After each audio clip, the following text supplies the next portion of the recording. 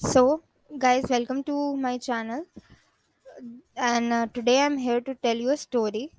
This story is on the title "What is Life?"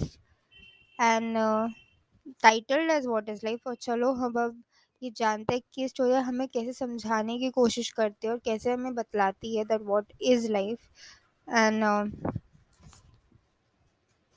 why the story started what is life we'll get to know ahead. तो चलो story के साथ आगे बढ़ते हैं और जानते हैं और समझते हैं.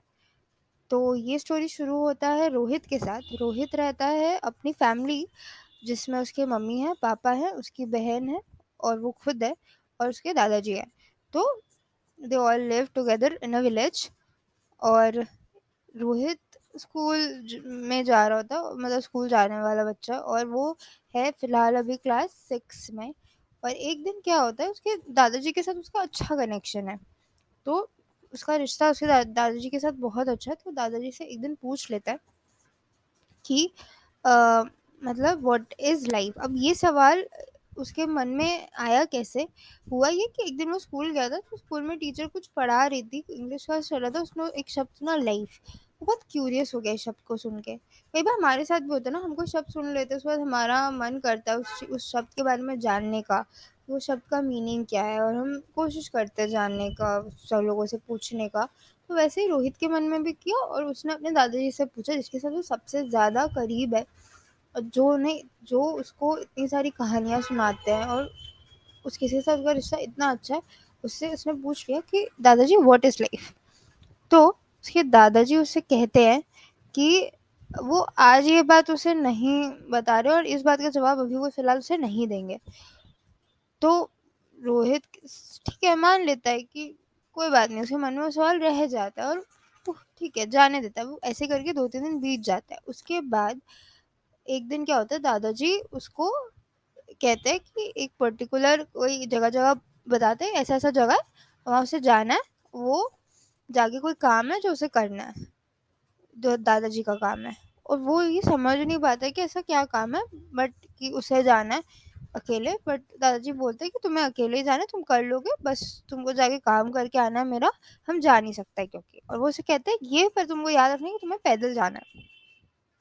तो वो मान लेता है ये बात कि ठीक है पैदल जाना है. उसे कहते हैं आते हुए तुम किसी में भी चीज़ में आ सकता है, पर जाते हुए तुम्हें पैदल ही जाना है. वो उससे रास्ता बोल देते हैं, इसी रास्ते से जाना है. ठीक है, वो समझ नहीं पाता, पर वो मान लेता है ये बात क्योंकि उसके दादाजी ने बोला है. और फिर वो निकल जाता है. और जिस रास्ते से उसे जाने बोलता है, वो रास्ता बहुत ही ऊबड़-खाबड़ सा रास्ता होता है. और जाते-जाते तो उसे बहुत शुरू-शुरू में ईज़ी ही रहता है, सब कुछ बहुत आसान सा रहता है. उसे लगता है कि ठीक है पहुँच जाएगा आसानी से. फिर जाते-जाते धीरे-धीरे वो उसको पत्थरों का सामना करना पड़ता है, वो गिर भी जाता है, उसे चोट भी लगती है.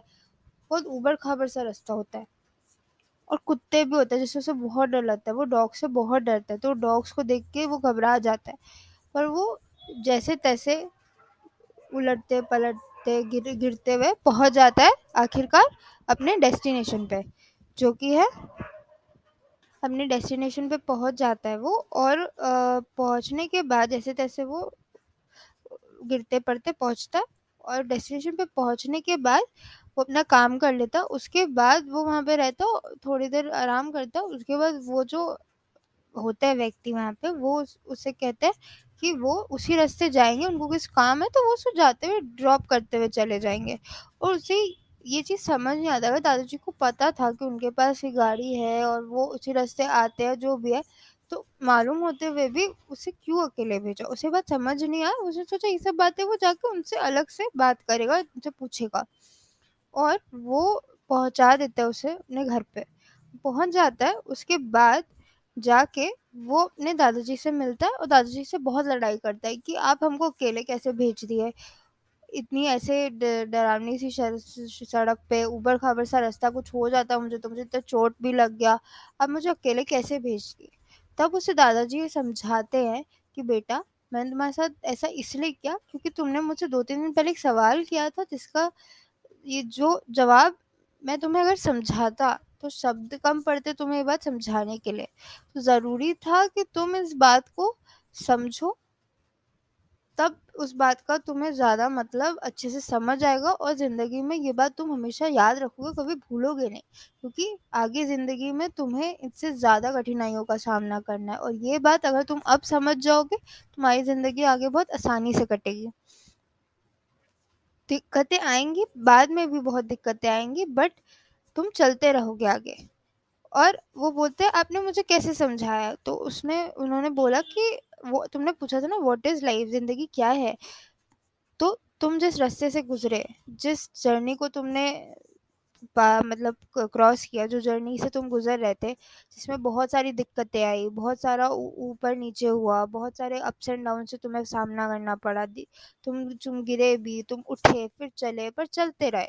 आखिरकार तुम गिव अप नहीं किए, तुम चलते रहे। तुम चाहते तो वहां से वापस आ जाते कि दादाजी हमको नहीं जाना चाहते, पर तुम गिव अप नहीं किए, तुम चलते रहे, तुम हार नहीं माने, और आखिरकार अपने डेस्टिनेशन पे पहुंच गए, अपना काम पूरा कर लिया, किया।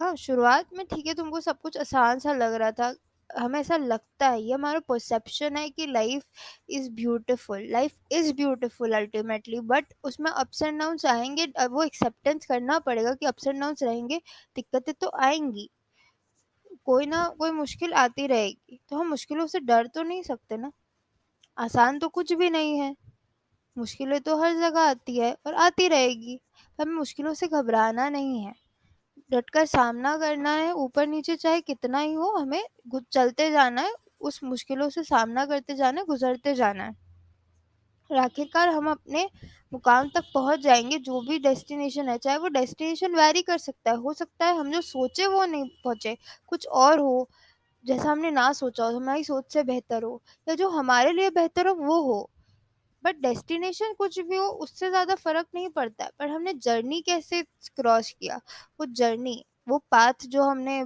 चला, हम गिव अप नहीं किए, हम चलते रहे, जिस भी एक एक कदम से फर्क पड़ता है, एक एक कदम मैटर करता है, हर छोटा कदम ज़रूरी है, क्योंकि इन छोटे छोटे कदमों से ही हम लंबा रास्ता तय करते हैं, तो हर छोटा कदम ज़रूरी है, हर छोटे कदम को हमें बहुत संभल के रखना है और चलते जाना है, गिव अप नहीं करना है, बस आगे बढ़ते जाना है, जो होगा होगा, पर हमें रुकना नहीं है, और यही चीज़ जीवन का सबसे बड़ा मूल मंत्र है कि रुकना नहीं है, चलते रहो, यही ज़िंदगी सिखाती है कि ज़िंदगी चलती जाती है, ज़िंदगी कभी रुकती नहीं है, ठहरती नहीं है, चलती जाती है, और अगर हम चलते रहेंगे तो एक ना एक दिन हम अपने डेस्टिनेशन पे पहुंच ही जाएंगे, और अपने जो भी मुकाम है वो हासिल कर लेंगे, बट हमें जर्नी पे चलते रहना है, ये जो जर्नी है अप्स एंड डाउन्स की, मुश्किलें आएंगी जाएंगी, लोग आएंगे जाएंगे, अच्छा वक्त आएगा जाएगा, ये आने जाने की का जर्नी को ही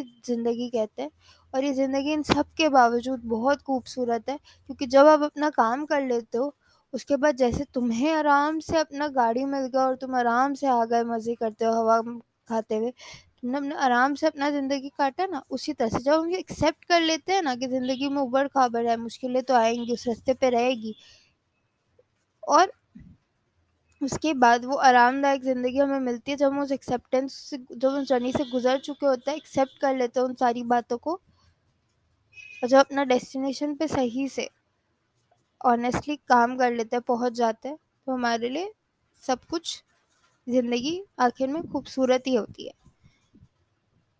Life is beautiful, but life is a journey full of ups and downs. Life is sweet, life is sour, life is salty, life is spicy, life is flavorful, like a चाट, अलग अलग flavours का मिश्रण है, और अलग अलग flavours से ही वो खूबसूरत बनता है, तो कभी भी अपनी ज़िंदगी से नाराज़ मत होना, ज़िंदगी बहुत खूबसूरत है। That's all for today. Thank you so much for listening to our this story. Let me know in the comments what did you understand out of it? Yeah, what did you like about it? And if you like the story or not, so that I can curate some other stories or other more content like this. Hope you enjoy and you love it. Thank you so much for listening me out. Have a good evening and have a good time ahead. May life of yours always stays beautiful. Okay, bye. Take care.